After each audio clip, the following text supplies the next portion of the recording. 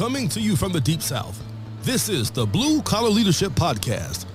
High-impact leadership is not reserved for leaders, and it has nothing to do with your position, title, or rank. However, it does have everything to do with your character.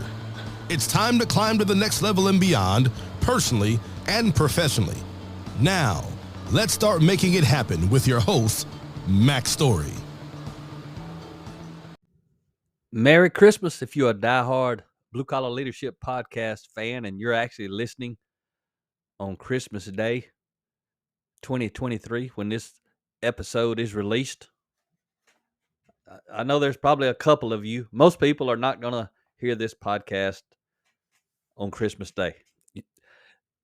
If you're listening, it's probably not Christmas Day. It's some other time of the year.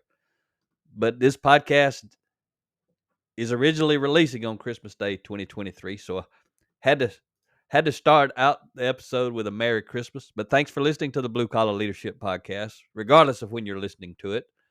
And we are going to continue my 30-part series on my book, Who's Buying You? Until You Sell Yourself, You Won't Sell Much. Today we'll be talking about Chapter 10. But before I do that, since this podcast is coming out on Christmas Day, I just want to share a quote that I read recently. I captured this quote reading a post made by my friend Amir Ganad, and it's very fitting with the Christmas season. So I just want to share it with you. It's one of those nuggets I mined recently. So I want to be like a river and let what flows into me flow through me, which is what I'm doing on all these podcasts. But anyway, Amir had this to say. He says, "Always give without remembering and receive without forgetting." That's pretty strong right there. Always give without remembering and receive without forgetting. So when you give something, in other words, give it and move on. Don't be expecting anything back, right? Always give without remembering, but receive without forgetting.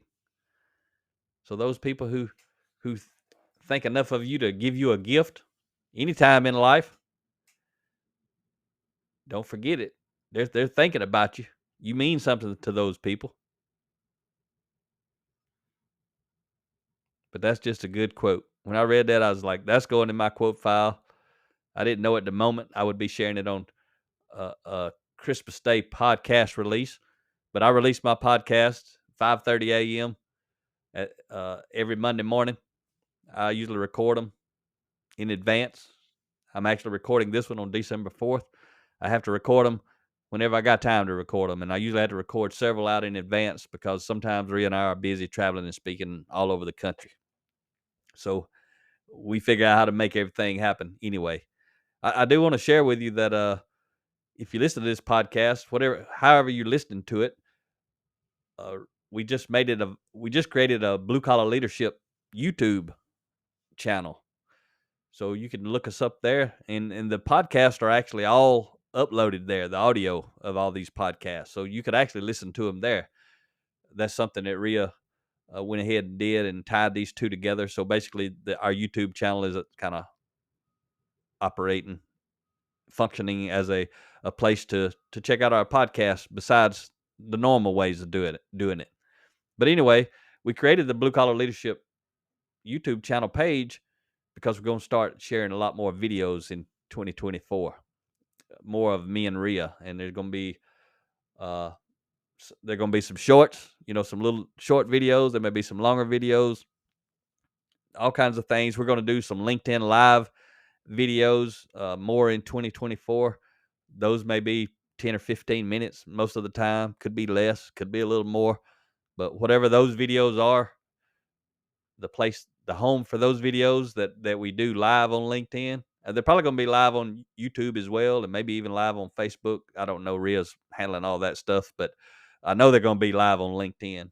But once they're over, we have we record it, and we have the recording, and it'll be uploaded and stored actually on YouTube. So we're going to have a lot more, just another place for a whole lot of free information. Rhea and I both already have personal YouTube channels. They're not nothing fancy. They're not professional and all that kind of stuff. They just stuff that we wanted to share at some point in time. And a lot of times we go for quite a bit of time without sharing anything on it. But going to be more intentional about the Blue Collar Leadership page. So just another resource for you, a video resource, and then again, audio for the podcast. All right. So if you're listening again on Christmas Day 2023, hope you and your family have a Merry Christmas and a safe and enjoyable New Year. Let's get to what I came here for today. I didn't just come to wish you a Merry Christmas. I come to continue this 30-part series on who's buying you. Until you sell yourself, you won't sell much. Because guess what? Christmas is coming next year. You keep living, you keep having birthdays, Christmas is coming again. And if you got folks you buying gifts for, and especially if you got children and all that sort of stuff, you got to make some more money in 2024. So you be ready for Christmas 2024. You with me? So if you're in the sales world, that's how you make your living, professionally selling. Hope you get this book. Check it out. Chapter 10. It's going to sound a little harsh, but you'll understand as we get through the lesson. I actually love this chapter. I think it's my favorite chapter in the book, actually. Sales managers in some sales organizations or some organizations, they ain't going to like this chapter. I'm going to go and tell you. They're going to be 100% against this chapter. If they buy this book, read it, there's going to be some salespeople, when they get to this chapter, they're going to throw it in the garbage. But it ain't going to be, it's not going to be any sales people or sales managers who have a high degree of character that won't like this chapter. They're going to understand it immediately. They're going to value this chapter. If you have a high degree of character and you've never even been in sales professionally, you're going to like this chapter. So chapter 10 is don't be a sales puppet. Don't be a sales puppet. There's a lot of sales puppets out there. And I ain't so sure you understand what I'm talking about, but I'm about to teach it to you. I came up with this thought when I was writing a book because I don't like sales puppets. I don't want to deal with a sales puppet. The subtitle of this chapter, Don't Be a Sales Puppet, is the best salespeople motivate, the worst salespeople manipulate. And one of the reasons I don't like this sales puppet concept is a lot of times the people who are being manipulated ain't just the buyers. It's the sales puppet. The managers, the sales managers are creating a lot of puppets.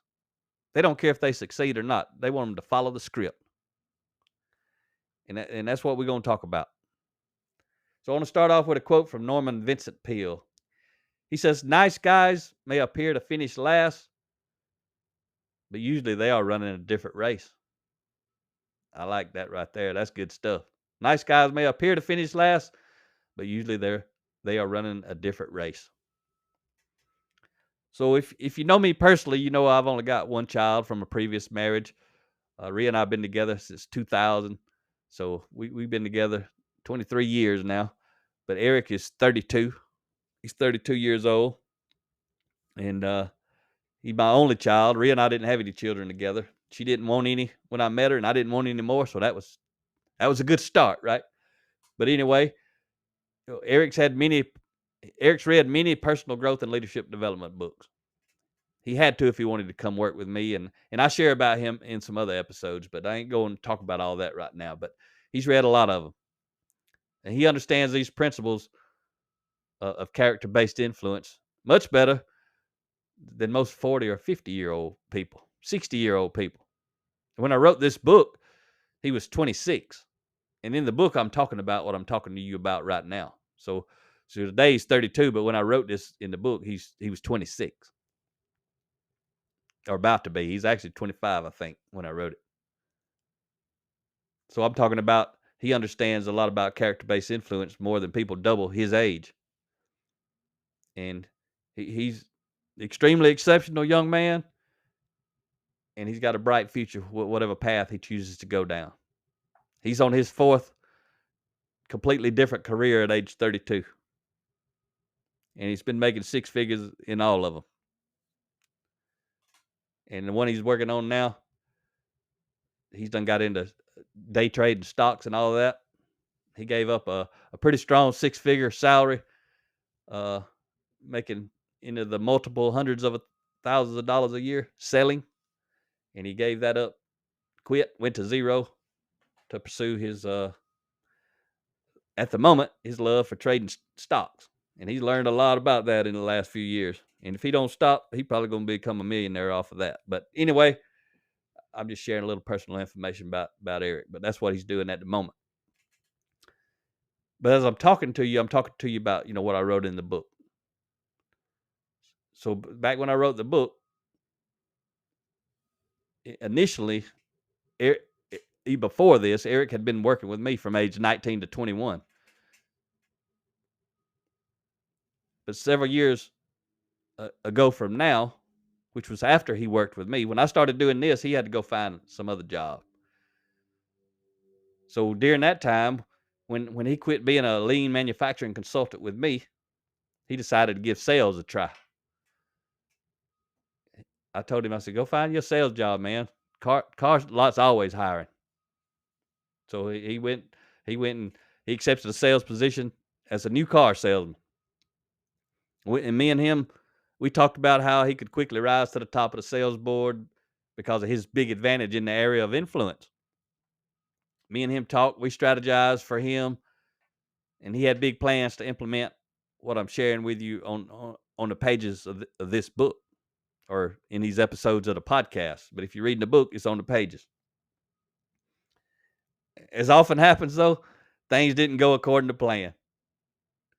And he soon found out he wouldn't be able to do things his way, which is also was my way at the time that we were talking about all this.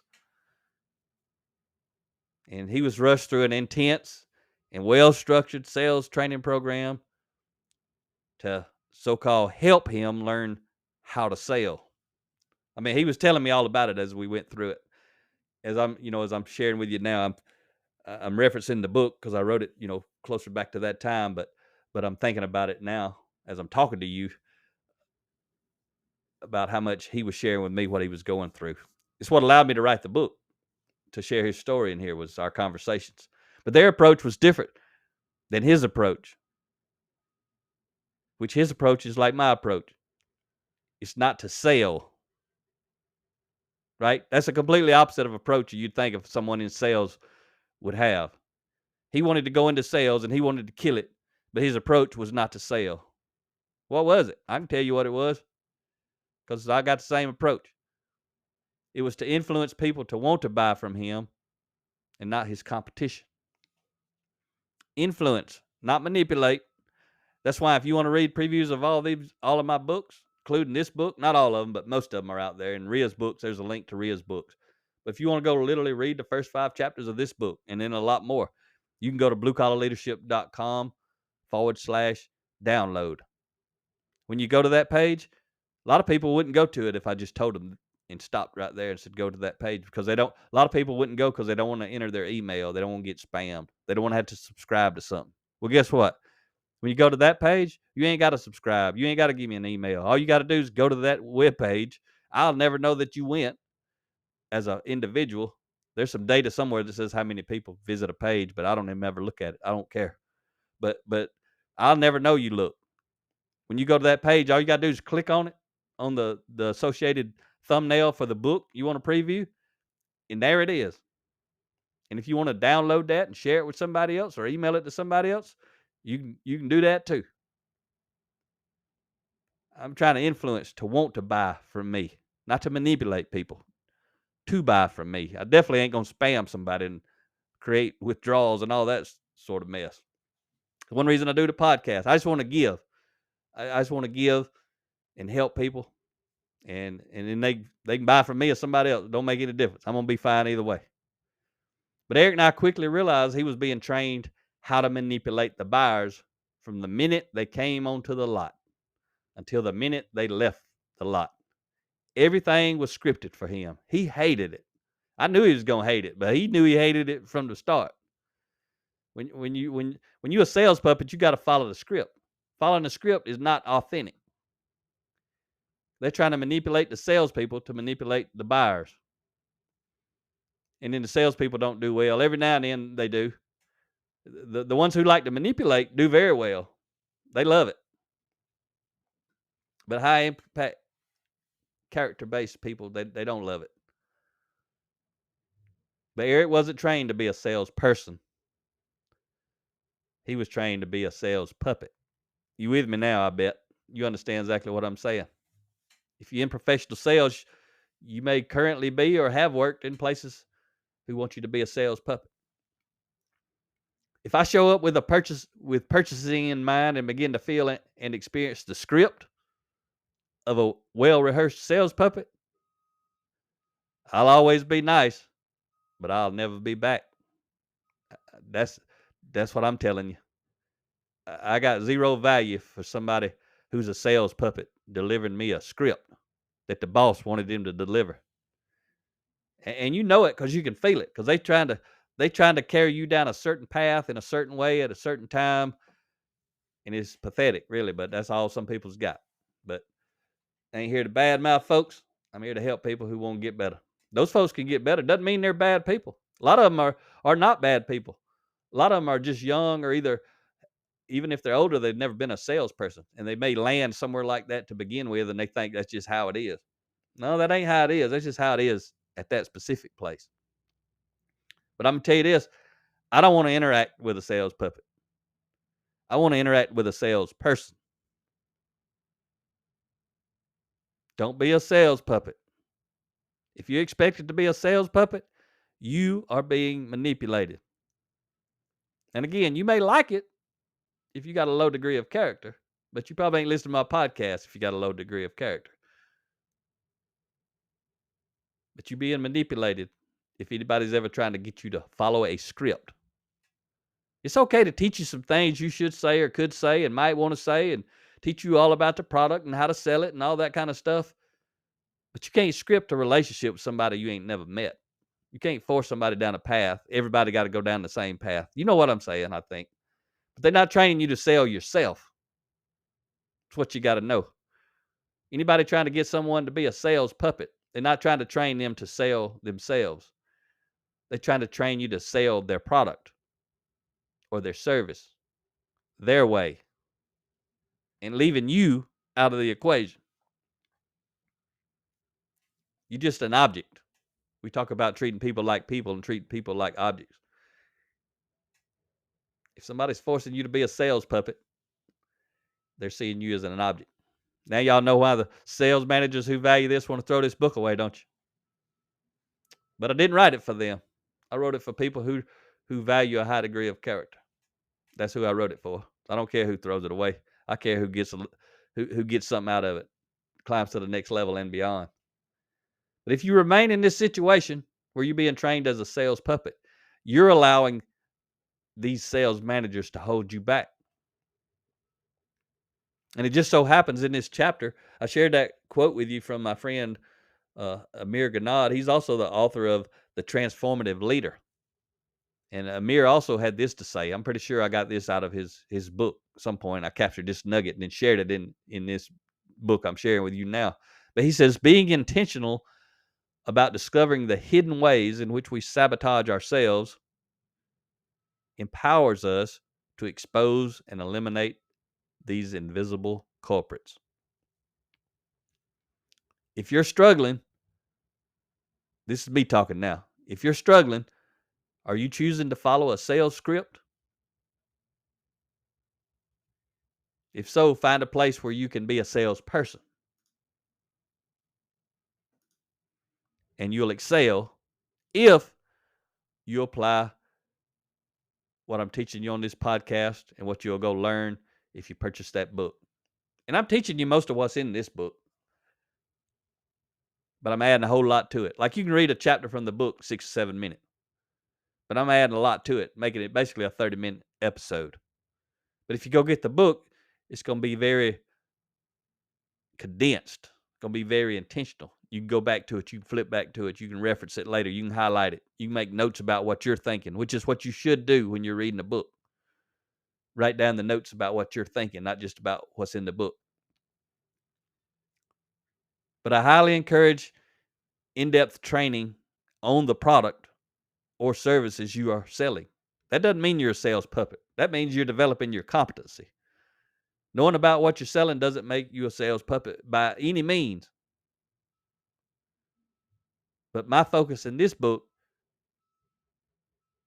is how you sell. Remember, I ain't talking to you about the competency of the service and the product. So going back to Eric, he wasn't expected to build strong, impactful, trusting relationships with his potential customers. Far from it. He was expected to follow the script, which most buyers instantly consider a withdrawal. The script wasn't designed to look like a script. Get good so they won't know it's a script, they would tell him. You got to do it. You got to practice it so much they won't know it's a script. I mean, that's what these people are saying to him. However, intention is not something the buyer will see. Our intention is something the buyer will feel. Needless to say, Mr. Eric, my son, didn't do very well attempting to cast the sales spell, which had been formulated by the sales wizard up above. Playing games with buyers doesn't motivate them to buy. It motivates them to fire the salesperson and hire another one at a better led company. So when a buyer meets a salesperson, they are most often expecting to be manipulated in some way. Why is that? Because it's common for many salespeople to go through the same type of manipulative training that Eric went through. Of course, they didn't call it manipulation training. It was glossed over and called sales training. Those are the kind of folks that give sales people a bad name. The people who sell the way I'm talking about in this book, if everybody sold like that, would nobody hate salespeople? They'd love them. People wouldn't. They couldn't wait to go somewhere to meet the next salesperson to help them buy the next thing that they want. But during the short time Eric was there, he struggled and watched the revolving sales door swing open and closed as other salespeople came and went. They were set up to fail from the start. But they were being told they were set up for success. That's why I didn't understand it at the time, but that's why I knew Eric could find a job on a car lot selling new cars, because I knew they had revolving sales doors. At that time, I had never really thought about why until I started learning from Eric what was going on there. But of course, they had a rock star at the top of their sales leaderboard like every other team. In this case, it simply indicated who was willing to play the manipulation game and who was the best at it. Because those sales managers of that company he was working at, you had to follow the script. And it drove Eric crazy. He didn't stay there too long. Eric eventually moved to a company better aligned with his values, and he launched like a rocket. He made over $10,000 in commission the very first month, and he was selling nothing related to cars. He was in another industry. I think he was selling some kind of life insurance or something to school systems, state employees or something who already had a good life insurance. It was an add-on thing. I don't know, but basically somebody come on the lot to buy their teenage daughter a car. And Eric was getting ready to go, meaning getting ready to leave. So he had quit following the script, and he was just doing what he wanted to do, which he knew could sell cars, which is all the stuff I'm talking to you about in this book. But he sold the guy a car, but the guy basically hired him off of the lot with zero experience in his industry because of who Eric was. Eric was selling himself to that guy. And Eric went and killed it. He did that for several years. Then he went and started selling custom doors and windows and was making into multiple hundreds of thousands of dollars selling custom doors and windows. And then, like I said, later, he decided he wanted to do stock trading, day trading stocks. And I learned how to do that too when COVID hit. That's kind of when me and him both kind of got into it, started learning. I don't really care for it that much, but he gotten into it. I do it, and I mess around with it, but not on a daily basis. But he's doing it like it's a full-time job, and he makes more sometimes in a few minutes than he used to make in a month doing that. But he don't do it all the time, but he's doing it sometimes. If he do it sometime, he can learn how to do it all the time, and that's what he's doing. But Eric moved on, and he launched like a rocket to the top of the sales board with no prior experience, as I was talking about in this next company, and no knowledge of their products. He knew how to sell himself, and he started doing that on day one because this guy who hired him off of that lot allowed him to do that. He wanted him to do that. He appreciated that. There was no sales script. There was a lot of scripting related to specific components of learning about the product they were selling and the service they were selling. But how to build a relationship, that's up to Eric. But when you're a sales puppet, you don't get to be yourself. You got to do what they tell you.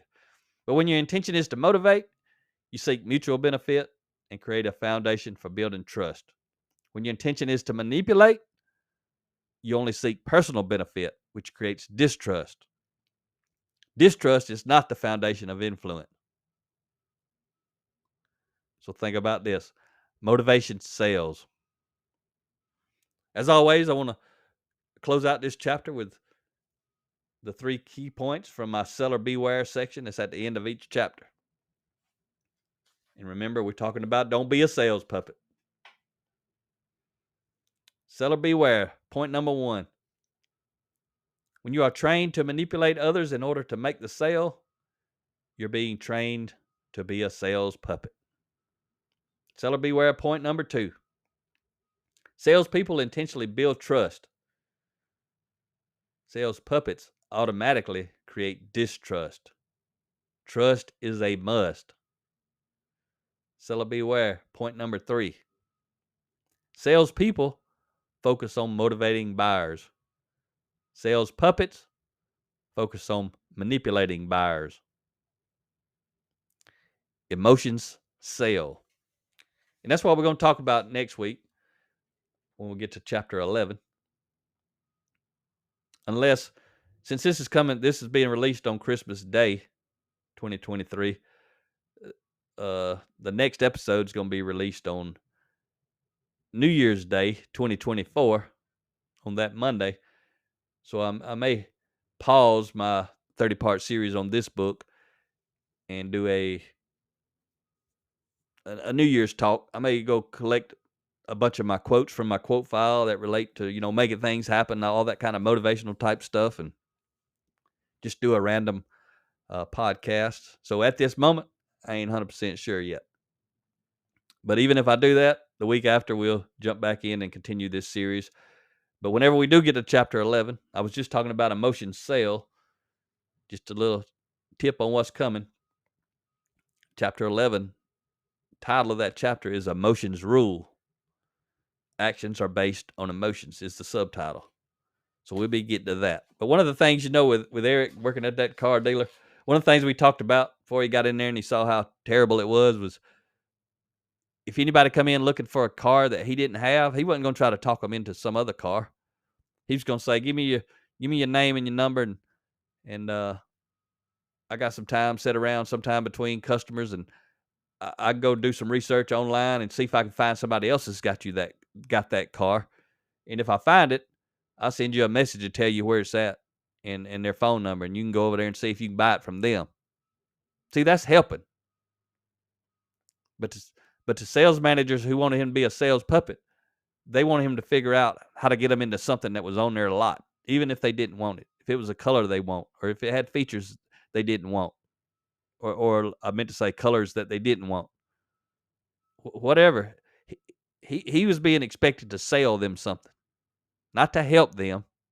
But me and him wanted him to help them, even if it meant go buy a car somewhere else. But what we knew is if he helped somebody go find a car somewhere else because he didn't have what they wanted, his word of mouth advertisement was going to be great.